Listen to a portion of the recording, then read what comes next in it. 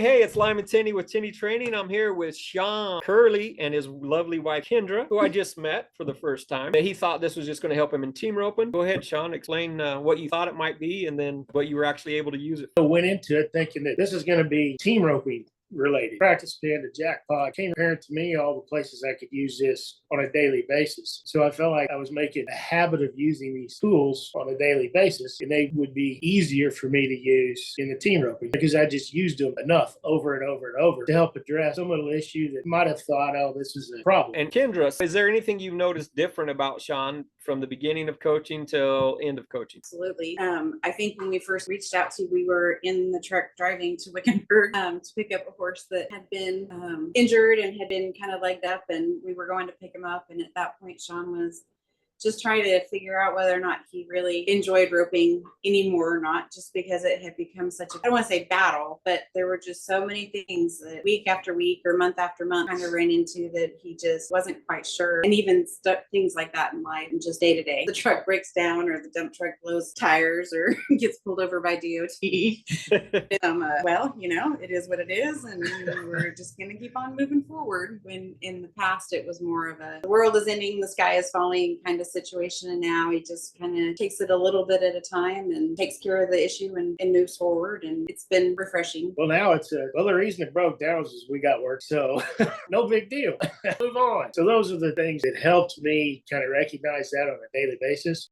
It's fun for me to see him come home in the evening from practicing with some friends and talking about how I wrote pretty good, or it wasn't great. I didn't rope great, but that's okay. I learned a few things and I'm going to apply it differently. And when he comes home after roping, it's not such a doom and gloom situation. It's more of okay, this is what I've learned and this is what I'm going to do different. And I don't really hear the whole lot of the self-negative talk that he had before. And it's like you've mentioned in the past that it's hard. He's his biggest critic, and he just really is hard on himself. So it's been fun for me to see him kind of turn the corner and directly correlated into the practice pin of, hey, I'm struggling today, but I'm going to recognize what I did wrong. And I'm also going to recognize what I did right. And so it starts helping me real quick tweak this. And that little change is so much easier for me to make and go right back to having fun doing it and fixing things and working. We have a whole chapter designated to the fix it fallacy, because once something's done, you don't really fix it. Now, like a piece of equipment blowing a hydraulic hose, you're going to fix the actual hose that's broken. But to go back and fix a rope and run or something like that, we don't have a time machine, so we can't go back and fix it. But it's what we focus on that makes it so much easier for you to shift. Mental training thing. Where I have to focus on focusing on that. And now I'm concentrating a lot more on the highs than the lows. It's how you respond to them that makes it worse or not that big of a deal. And I think you found that power. Since we started this, visiting with you, I don't honestly know that I've had a day of thinking, well, that sucked. That was a lot of fun. Okay, I didn't rope the way as good as I wanted or as good as I know I can, but I still had a blast doing it and still roped good, still got to. So like you said, how can you possibly say that's a bad day? Getting to be more and more of a habit. I don't have to stop myself, take a deep breath and think about 4 hours, but I have the tools now. Make myself consciously think through that. Be times that, I would rope bad, and it may be the next day or maybe a week before I get to roping. Well, if I rope bad and it takes a week till I get back in the roping pen, for a week I've thought about how bad I rope. And so now it's more of I think about the positives. And to me, I see that impact the next time I rope. What I focus on now is the runs that went right. I focus on how I rope that steer instead of focusing on, well, I've missed these. Well, I focus on, you know what? This is how I rope those, and it worked really well. But you like that outcome independence. I love that video as well, because a lot of us base our feeling on the results of whatever happened that day in the roping pen or in life. When we can actually control our behavior based on our thinking and add in the emotion that we want, then we can create the life we want. And I really love that Kendra said, when you come home from the practice, it's much easier to be around you. Sometimes we come home and we're kind of jerks to the people that we love the most because we had a bad day at work or a bad day in the roping pen that we thought it was a bad day. Are you more aware of kind of what your thinking is and your feelings? Are you more aware of your thoughts? If I miss a steer and I ride to the strip and shoot or to let him out or whatever it is, There's no I'm falling off the edge of the cliff kind of an attitude or mentality. No more, I'm giving up, I'm selling the horses, I'm done with this silly event. No. It's that outside influence of what someone might be thinking of you. How did that shift exactly? Are you concerned about what other people think, or are you more concerned about what you think about yourself now? I'm more concerned about what I mean, getting less and less concerned about what somebody else thinks. And I think that's what you were just talking about as far as being boastful and those type of things. I think Sean is a lot nicer to himself and proud of himself and able to give himself credit for things. He has really gotten some amazing friends that enjoy roping, and they're always there to encourage each other. And he's been in that environment for 10 or more years, but it's only been within the last year that he's allowing himself to be proud of himself and actually accept the compliment. Yeah, it was a group of guys that I rope with all the time. Very positive atmosphere. We'll shut off, say, hey, you messed this up and you know better to do that. Pick at it. But I don't worry so much about that.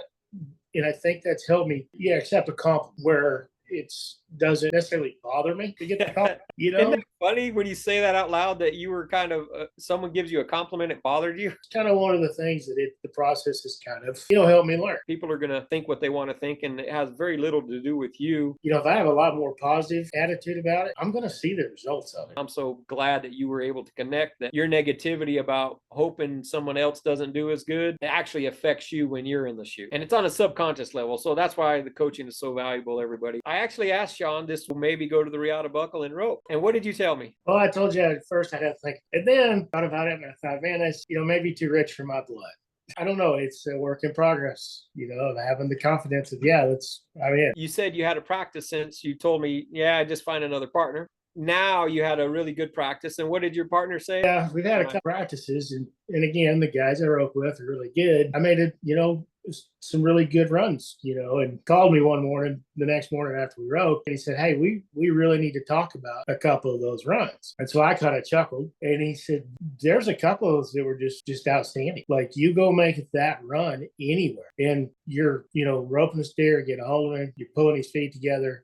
There's nothing to pick apart on that run. And he was just going through, what did you feel when you made that run? What did you do? He wanted a description of that run. And I just gave the description of the run, and his attitude was kind of okay, well then you need to go do that run all the time. You can feel it, you can identify it. And those are the type of runs that I feel like I'm starting to put together more. And now, the more you think about those runs and feel that. Now let's talk about after you made those practices, and then how did you feel about going to the event? I felt a lot more confident in it because I feel like I've gained some mental tools to let me relax a little bit and to realize that those really good runs weren't just flukes. It wasn't just this. It was learned how to let my mind slow down a little bit and control these with these tools that I've kind of learned of I can go create that. Now it's not I'm always hunting that run.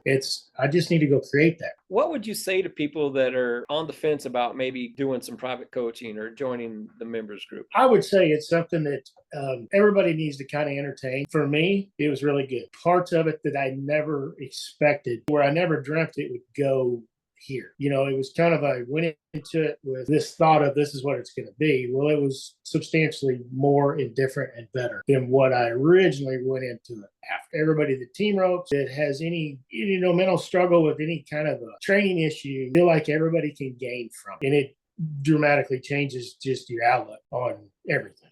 On all aspects of your life. Yeah, I mean, again, I think team roping was such a small portion of my life. So Kendra, what would you say to people or spouses or someone who is interested in doing coaching like this? I'll be honest with you. The day that Sean and I were driving out to Arizona, I mentioned it just kind of in passing that I had seen some of your Facebook, and I thought he was going to give me a pretty good pushback. I've got it. I don't need help. And he was really receptive to it. And as the weeks went by that you guys visited, I could just progressively see him start to give himself more grace, more forgiveness of himself as things that he was thinking and things that he was doing. And it made it to where he enjoyed things, even if it wasn't picture perfect or, the way he anticipated it. He found the good in whatever. It's definitely been, I think, really a really good thing for him. You always hear people say childhood's what you spend your entire life getting over, and grow up and get pushed out into the world. And we take along with us the thought process of what we were raised with. And he has a really hard work ethic, a perfectionist almost to a point. point, but at the same time, always been detrimental to him because he's been so hard on himself. And amazing to kind of see him be, first of all, open to the process and then to work through it and to kind of be on the other side of it and to use those tools and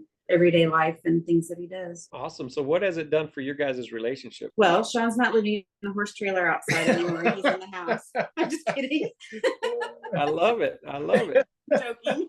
Here's my opinion on it. I think it's made it, like she said, the team roping is kind of my release and my relaxation. Well, I kind of got to the point of, hey, this isn't quite so much fun anymore. I think that was the nuts and bolts of us trying to figure out where we were at and where we were going at that point, is it wasn't fun. And it was to the point, like Sean said, that mentally it was more work than it was fun. And he was spending a lot of time doing something that just wasn't exactly where he thought he wanted to be and needed to be. And so since then, he's been able to kind of step back from it and regroup and move in a direction where it's more enjoyable. I love it. That's huge in life for everything. Is there anything you guys would like to say about this process or journey, good, bad, or indifferent? Anything you change? Open it up to you guys to. I mean, not really. I think it's very insightful. Watching the videos that you have, they're like 78 videos. Watch the videos. Each one of the Zoom meetings would be, an hour. Well, we always went over, it seemed like, which to me was great. Probably hard for men to want to do this because we don't want to admit we have these struggles, but to recognize, hey, this is the same thing everybody goes through. I don't care if you're a beginner or you're a professional. Everybody has these issues, these doubts, and people, that don't have them, I always envy them, but I'm sure they still have them. They just know how to get by them. And maybe they don't, but it's one of those things is, and instead of envy, it's admiration and like, hey, if they can do it, I can do it. Everything that we do is based on the fact the power within you is far superior to any condition or circumstance around you. And with your free will, you can determine your destiny. You're the creator of your life. I know that you are on your way, and I appreciate you trusting Tenney Training to help you guys. Any last words you guys want to say? I think everybody, try it. Try your whole thing you do. It sounds like it's, just sessions, but you gain a lot of information. Found myself sometimes not really realizing the amount of information I was gaining until I thought about it for a while. And then it seemed like every time we'd visit, we would circle back to something we talked about at the time. We would just keep jumping back and forth. It helps. And Kendra agrees. I do. I'm grateful. Thank you. It's been very worthwhile. Your tips and your tricks and your thoughts and those type of things. And it's like we talked about multiple times, it's an investment into yourself. So, you spend all this money on horses, tack, saddles, ropes, entries. In the grand scheme of things, it's a very small investment to something that could potentially make a big deal. That's what I would say.